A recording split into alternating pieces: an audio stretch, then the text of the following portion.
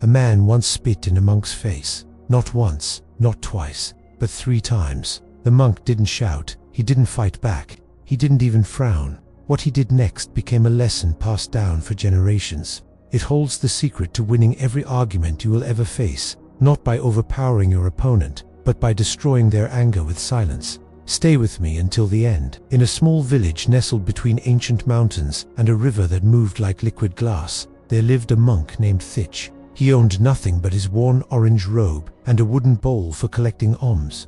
Each morning, before the sun burned off the mist, he walked barefoot through the village, offering blessings to those who would receive them and smiles to those who would not. But not everyone welcomed his presence. Thich followed teachings that some villagers did not understand, and what people do not understand, they often learn to hate. Among them was a man named Kiran, a farmer with hands roughened by decades of toil and a face permanently etched in a scowl. His father had taught him that strength meant dominance, that respect was taken by force, and that backing down from any challenge was weakness. To Kiran, the monk's peaceful silence was not wisdom, it was cowardice. For months, Kiran watched Thich walk through the village with quiet grace. It infuriated him. "Look at him," Kiran would mutter.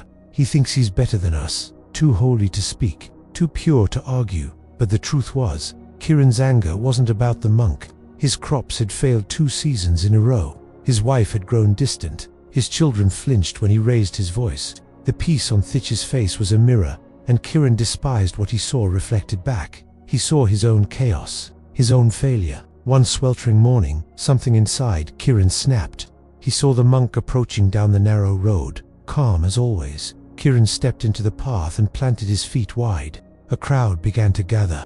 They sensed the violence radiating from the farmer. Kiran's hands trembled, not with fear, but with years of accumulated rage that had finally found a target. "Today," he whispered, "I will make him react. I will prove he is no different from the rest of us." Thich approached with calm steps, prayer beads moving gently through his fingers. When he saw Kiran blocking his path, he simply stopped and waited.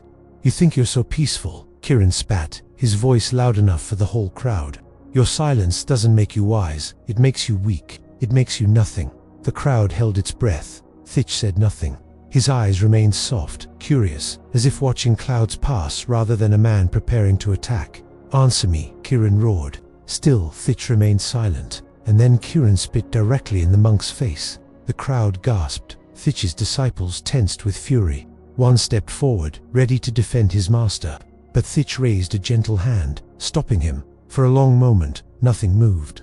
A drop of spit slid slowly down the monk's cheek. He did not wipe it immediately. He let it sit there, accepting the insult fully. Then, with slow movements, he wiped his face with his sleeve. He looked at Kiran with profound compassion and asked softly, "Thank you. Is there anything else you need to release?" Kiran froze. This was not the reaction he expected.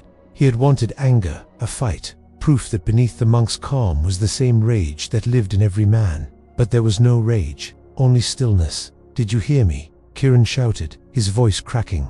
"I spit on you." "Yes," Thich replied calmly. "I noticed. Yet here we both stand.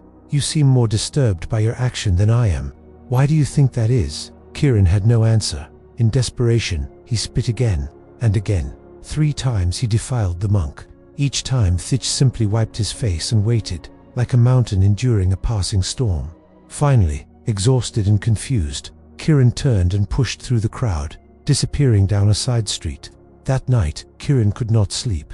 He tossed and turned, the monk's peaceful face burning behind his eyelids. He had tried to humiliate Thich, but he was the one who felt ashamed. He had tried to prove the monk weak, but he was the one who felt powerless. The monk's question echoed, "Is there anything else you need to release?"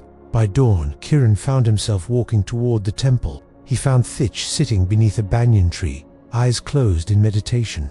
Kiran stood watching, then his legs gave out. He fell to his knees, tears streaming down his weathered face. "I don't understand," he choked. "I humiliated you in front of everyone. Why didn't you react? Why didn't you hate me?" Thich opened his eyes and smiled gently. "When you spit at me," the monk said, "you were a prisoner, imprisoned by your own anger. If I had reacted, I would have stepped into that prison with you. Instead, I chose to remain free." Kiran looked up. "But I attacked you." "No," Thich said softly. "You showed me your pain. Your anger was never about me. It was about the storm inside you. You have carried it so long you've forgotten what peace feels like. You didn't spit at me because I am your enemy. You were crying out for help the only way you knew how. Something broke open inside Kiran. A wall he had spent a lifetime building. I don't know any other way to be, he whispered. Thich placed a hand on his shoulder. That is why you are here.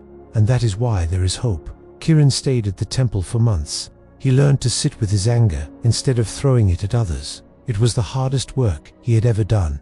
Some days the old rage flared, but each time he remembered Thich's face, calm as still water, and breathed through it. When he finally returned to the village, he was different. His wife noticed the softness in his eyes. His children noticed how he listened instead of shouted.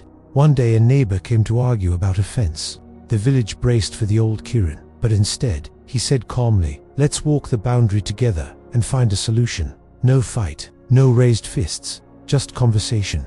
Word spread. People asked what had changed him. Each time Kiran told the story of the monk who taught him the most powerful lesson by saying almost nothing at all. Years later, when Thich was very old, a student asked about that day. "Master, didn't it hurt when he spit on you? To the village, it looked like you lost." Thich smiled softly. "Did I lose? Tell me, that night, who slept peacefully and who tossed in agony? Who was at peace and who was burning?" The student paused, understanding dawning. Thich continued, "When someone attacks with anger, they show you their wounds. A happy man does not spit at strangers. A peaceful man does not seek fights. When you understand this, you stop seeing enemies and start seeing people who are suffering." He closed his eyes. The greatest victory in any argument is not having the last word. It is keeping your peace while others lose theirs. Silence is not absence of response. It is the most powerful response of all. So the next time someone tries to pull you into an argument with insults, provocations, words designed to wound, remember the monk and the farmer. Ask yourself, do you want to win the argument or keep your peace? The moment you react, you give your power away. But when you stay silent, when you choose peace over pride, you become untouchable. You don't win by saying more. You win by needing to say nothing at all. When was a time you wish you had stayed silent? Or perhaps you did stay silent, and it changed everything. Share your story below. If this touched your heart, share it with someone caught in arguments they cannot escape. Subscribe for more stories that feed your soul. Until next time, protect your peace. It is the greatest treasure you own.